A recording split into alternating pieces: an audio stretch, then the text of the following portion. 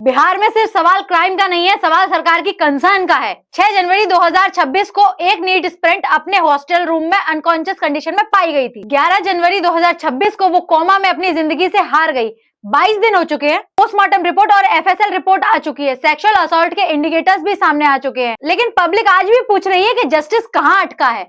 और अब सिर्फ एक दिन पहले बिहार के गोपालगंज में सिर्फ 18 महीने की बच्ची सेक्सुअल असॉल्ट का शिकार होती है। ये सिर्फ एक इंसिडेंट की बात नहीं है, ये एक वार्निंग है।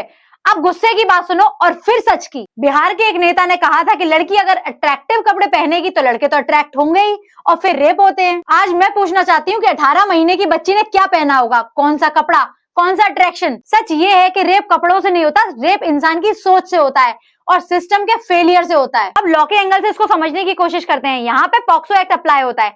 पॉक्सो एक्ट के अंदर कहा गया है किसी भी माइनर के साथ अगर सेक्सुअल असॉल्ट होता है तो इसकी पनिशमेंट बहुत सीरियस होती है और इसका फास्ट ट्रैक ट्रायल होता है। बीएनएस के तहत चाइल्ड विक्टिम केस में अग्रवेटेड सेक्सुअल असॉल्ट और कड़ी सजा का प्रिंसिपल फॉलो होता है। बीएनएसएस के मुताबिक सिर्फ अरेस्ट का अनाउंसमेंट काफी नहीं होता, साइंटिफिक इन्वेस्टिगेशन, फॉरेंसिक एविडेंस और टाइमली चार्जशीट पेश करना भी स्टेट की जिम्मेदारी होती है। जो सबूत होते हैं जैसे medical reports, forensic samples, FSL analysis और विटनेस स्टेटमेंट, उनको कोर्ट में कैसे प्रूव किया जाता है ये डिसाइड करता है बीएसए। यहीं पे सिस्टम का टेस्ट होता है। 6 जनवरी 2026 को जब नीट एस्पिरेंट के साथ एक केस होता है, उसके 22 दिन बाद 18 महीने की बच्ची के साथ फिर एक हादसा होता है, तो डर नेचुरल है। ये बच्ची बोल नहीं सकती, किसी से अपना दर्द शेयर नहीं कर सकती, उसके लिए लॉ ऑप्शन नहीं जिम्मेदारी होना चाहिए।